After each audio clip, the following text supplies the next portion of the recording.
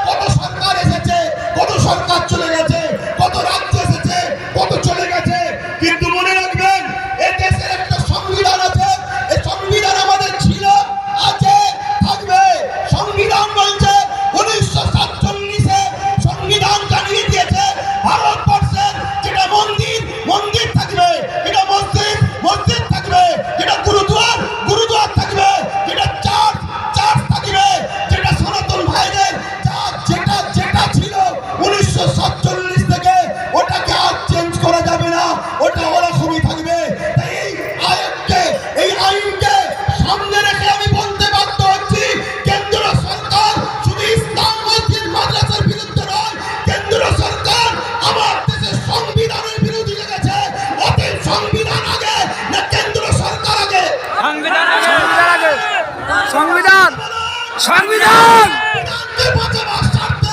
কেন্দ্র সরকারের বিরুদ্ধে আমাদেরকে বুকে তাজা খুন দিয়ে হলো লড়াই করতে কারা পারবেন? উঠে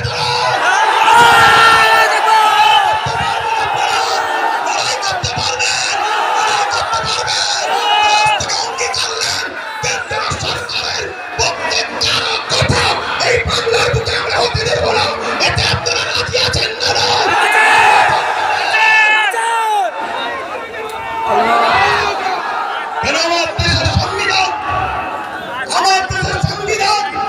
আমাদের কাছে আগে আমার দেশের সংবিধানকে যে পুরাগুল তুলবে, আমার দেশের সংবিধানের বিরুদ্ধে যে কথা বলবে, আমার দেশের মূল গোড়া থেকে মিটিয়ে দেওয়া রাজি আছে। অনেক কষ্ট করে এদের স্বাধীন হয়েছে। হাজারো মুসলমান, হাজারো হিন্দু, হাজারো আদিবাসী, হাজারো দলিত, হাজারো শিখ, পাঞ্জাবিদের রক্তের বিনিময়ে এদের স্বাধীন হয়েছে। অতএব সেই দেশের সংবিধানকে নিয়ে আজকে তুই হতে পার প্রাইম মিনিস্টার, কিন্তু তোমার অধিকার নয় আমার দেশের সংবিধানের উপর হাত দিতে পারে। ঠিক না বেটি? আরেকটা ছোট্ট কথা বলবো, আজ গাড়ি বুঝাই করে করে সুলতানে হিন্দের দরবারে যান আপনারা। কি ও জানতো নাকি? ছোট করে বলুন। জি না বলেন বলেন। শোনে, অসুবিধা হচ্ছে আপনাদের? আন্দোলনে নামিনি, নেমেছি যখন এর সাপ শেষ দেখে ছাড়বো।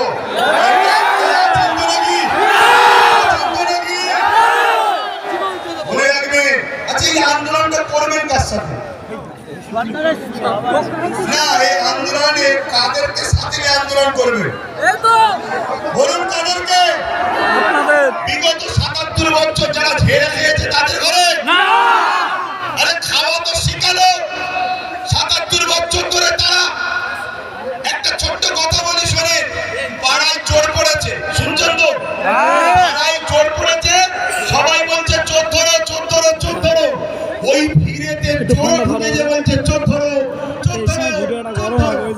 শুনছেন না? শোনেন না? কতটা নসিব ফাঁকা দেখুন।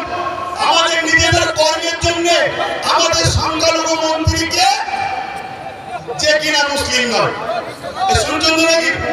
আমাদের অকাম নিয়ে বিরোধী দল হয়ে যেতে হয় চিল্লাবেকে, যে কিনা মুসলমান নয়। আজকে বুকে হাত দিয়ে বলুন, আব্বাস সিদ্দিকীকে আজকে মনে পড়ছে না? পড়ে নেই? আমি বলেছিলাম জিয়ার একটা পায়া দরকার, মনে পড়ছে?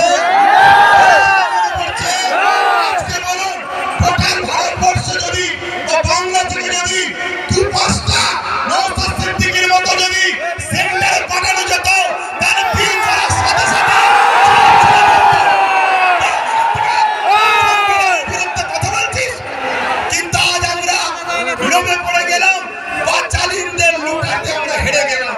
কিন্তু মনে রাখবেন এই লড়াই অনেক দিন ধরে, আগামী দিন অস্তিত্ব বাঁচানোর জন্য যেমন আমাদেরকে রাজপথে সংবিধানের অধিকার নিয়ে লড়াই করতে হবে, ঠিক তেমনই সংবিধানের অধিকার নিয়ে নিজেদেরকে বাঁচার জন্য, নিজেদের অকাপ বাঁচাবার জন্য একটা চেয়ারের পায়ারও দরকার আছে না নাই? আমাদের ঘরে এখানেও দরকার, ওখানেও পাঠাতে হবে। যখনই সংবিধান বিরোধী কিছু কথা হবে তখনই তারা লড়বে। আজকে বলুন আব্বাস সিদ্দিকী ভুল করেছিল? ভুল করেছিল? এই গত দুদিন আগে পার্লামেন্টে আমার পশ্চিম বাংলার বিধানসভায় ওয়াকফ নিয়ে আলোচনা হচ্ছিল। বড় বড় দাঁড়িয়ে রাখা পুলিশে কলকাতায় দাঁড়িয়ে বড় বড় ফুটানি দিচ্ছিল, ওর মধ্যে ঢুকে একটা ওয়াকফের পক্ষে কথা বলেনি, একটাও কথা বলেনি।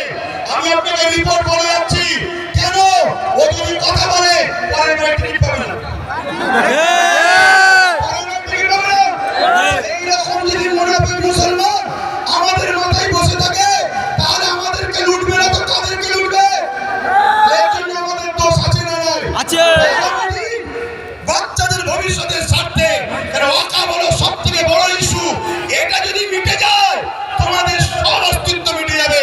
ওয়াকফ যখন থাকবে না, তুমি ভারতের স্বাধীনতার আগে যে ছিলে প্রমাণ দেখাতে পারবে না।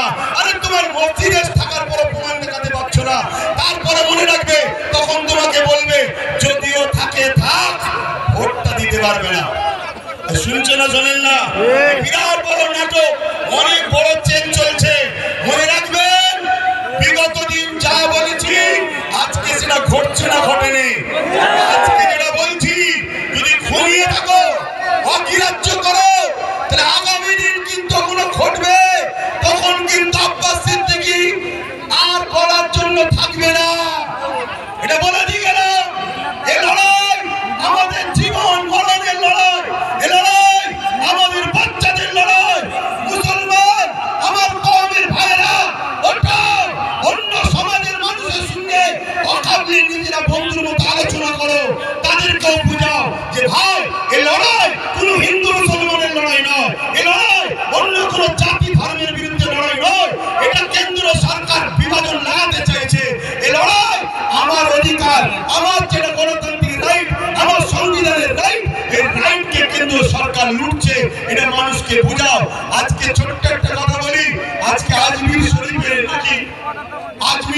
নাকি হিন্দু ভাইদের কোন একটা বিশ্বাস, শিবলিঙ্গর কি ধর্মীয় একটা কিছু ব্যাপার আছে। আমি ভাই কারো ধর্ম নিয়ে বেশি কথা বলা পছন্দ করি না, এটা প্রেমের জিনিস। কিন্তু আমি আমার হিন্দু ভাই, সনাতনী ভাই শ্রদ্ধার সাথে জানাচ্ছি, বলুন তো ভাই, যখন গাজা খাজা গরিবের নওয়াজ হুজুরের রওজা তৈরি হয়, আজ থেকে প্রায় 800 বছর আগে আলাউদ্দিন খিলজি তখন ছিল, তখন তো হিন্দুস্তানে হাজারো লাখো হিন্দু ভাইরা ছিল, আজমিরেও ছিল। কই তখন তো কেউ কথা তোলেনি যেটা আপনি শিবলিঙ্গ আমাদের তীর্থভূমি আছে সেটাকে ভেঙে কেন আপনি করলেন? তারপরে আরো অনেক হুকুমতরা এসেছে, কই কখনো তো কোনো হিন্দু ভাই সনাতন ভাই আওয়াজ তোলেনি। তারপরে ইংরেজ এসেছে, আজকে আমার দেশে এই বিজেপি অটল বিহারী বাজপেয়ী সাহেব এসেছে, কই তখন তো আওয়াজ ওঠেনি। এটা শুধুমাত্র আমাদেরকে ব্রেন ড্রাইভার করছে, হিন্দু ভাইদের ঘরে বোকা বানানো হচ্ছে। শ্রদ্ধার সাথে বলছি, আপনারা নিশ্চয়ই জানেন LIC কে বিক্রি করে দেওয়া হয়েছে। LIC তে চাকরি গেছে কাদের? খারাপ নেবেন না, LIC মুসলমানরা চাকরি করে না, আমার হিন্দু ভাইদের চাকরি গেছে। হকারকে বন্ধ করে দেওয়া হয়েছে, কাদের কাছে চাকরি? বলুন আমার হিন্দু সনাতন ভাইদের। শুনুন আমার হিন্দু ভাইরা, সনাতন ভাইরা, শ্রদ্ধা দিয়ে বলছি, যতটা আপনি ভারতকে ভালোবাসেন আমিও ততটা ভালোবাসি। আমি আপনাকে ছোট করছি না, তবে আমার ধর্ম বলছে দেশকে ভালোবাসা, দেশের জন্য মরা, এটা আমাদের জন্য পুণ্যের কাজ। দেশকে আমরা এতটাই ভালোবাসি, তাই আপনাদেরকে শ্রদ্ধা করে জানাচ্ছি। মনে রাখবেন রেল বিক্রি হয়ে গেল, জিনিসপত্রের দাম কিভাবে চলছে,